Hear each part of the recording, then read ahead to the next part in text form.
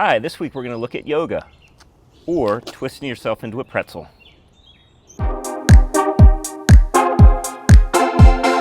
Hi, I'm Jason Pierce. I'm a personal trainer, and yes, I've been taking yoga classes for the past 5 years. It's something I always figured I would get into eventually because of my martial arts background.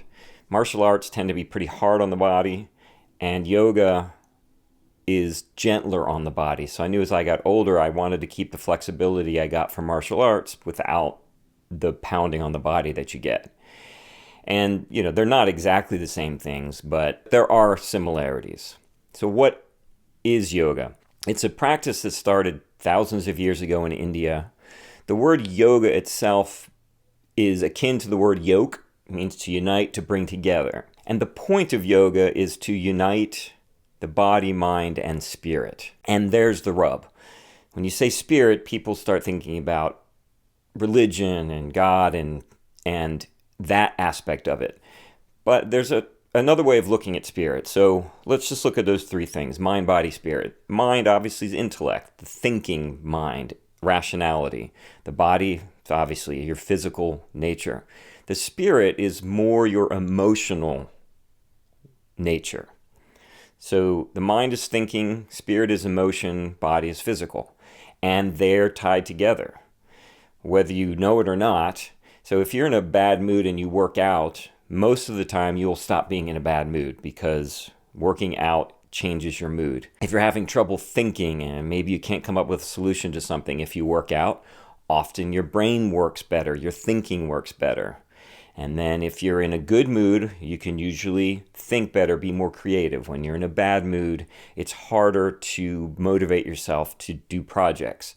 So everything is linked together in mind, body, and spirit. And yoga wants to really help people be in tune with all three aspects of their life, finding balance in those three things. So you don't need to think about it in terms of the spiritual, because I think that's a big barrier to entry for a lot of people. They think it's some sort of religious thing where people are chanting and doing all that stuff. And yes, there are yoga schools that's what they do and that's what they focus on. But in America, most of yoga is focused more on the exercise side of things. And that's what I enjoy about it. I enjoy the physical. We should all be thinking about mobility and balance and flexibility as we get older. I've talked about this in other videos, but being able to keep yourself upright when footing gets precarious is a very important skill to have. And being able to bend over and crouch down and then get back up. These are just daily life skills that we need, especially as we get older. And yoga is a great way to build those systems up. You're constantly putting yourself in positions that strengthen joints, muscles, and tendons.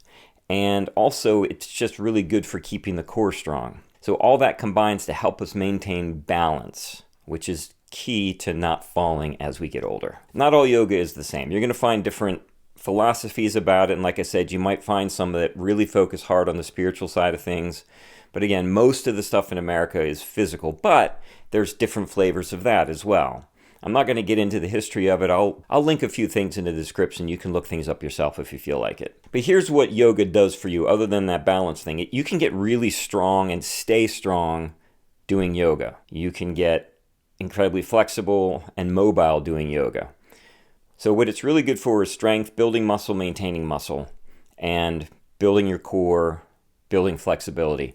What it's not particularly good at is anything related to cardio. You don't get your heart rate up very high doing yoga. So if yoga is your primary form of exercise, you should also be doing some kind of cardio, running, cycling, elliptical, something to get your heart rate up. What I like about yoga is that it allows me to continue to maintain and improve my flexibility and muscle while being pretty gentle on my body. And at this point in particular with my hamstring, I had to be very careful about what I do. Yoga makes that easy because it is slow. As I move into poses on my left leg, I am able to adjust to little tweaks here and there that make it so I don't load the hamstring. I'll start putting some video of me doing some yoga moves, and you'll see that I'm unable to completely straighten either leg, because to straighten the right leg, most of the time I need to have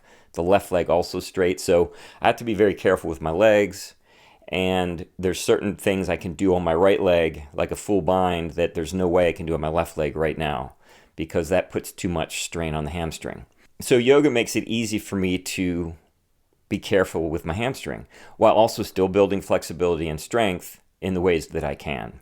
I also enjoy the fact that it's in a class, and that always pushes me a little bit harder. When I see other people doing things that I don't know if I can do it, it gives me the courage to try. So I'm building up arm balances and some of the other things that I didn't know if I could do or not. The school I go to, Radiance Yoga in Greensboro, has a variety of classes. There's beginner classes, there's gentle yoga, there's really hardcore fusions of Pilates and yoga, there's the power classes I take, there's heated, there's non-heated. And you can find something that will work for you pretty much in any school. You don't want to come off the street and jump into a power yoga class. You need to start small. The way I got into it is I started using an app at home by myself and just trying out the poses until I became comfortable with them, comfortable enough to go into a class and try them.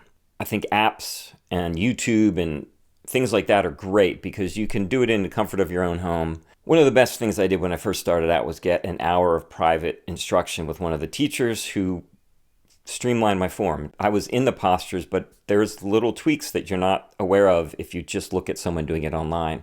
She was able to get me lined up right and knowing where the emphasis should be in the basic postures so that I could perform better and get more benefit out of it. So I think it's important to have some kind of instruction so you do it right, and then you can go back on your own if you prefer that. And I think the other great thing about yoga is that you don't have to go into the class and do everything that day. So if you go in and you're like, you know what, I'm not feeling it, I can't, something's achy, something's not feeling right, you can just modify as you need to. I've spent classes on my back just relaxing because I started and realized that something was amiss and I should just back off. I think it's important, especially as we age, to do something like yoga. And if yoga is not for you, but you want something similar, I mean, Tai Chi has some very gentle movements as well, where you get mobility, balance, and strength. Qigong is another one. But also there's people that just do stretching. They just have stretching classes, so you can just do that.